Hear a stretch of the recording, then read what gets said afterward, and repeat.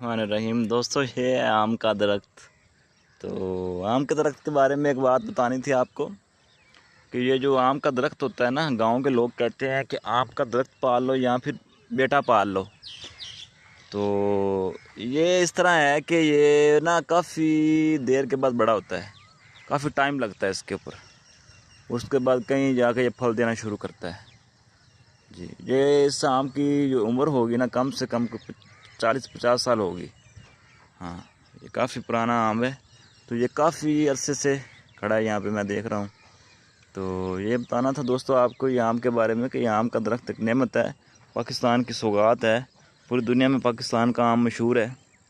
तो ये आम का जो दरख्त है, ये आम का जो फल है, पूरी दुनिया में पाकिस्तान का जो सबसे आम मशहूर है वो पाकिस्तान के मशहूर है आम। तो सबसे ज़्यादा पैदावार पाकिस्तान करता है आम।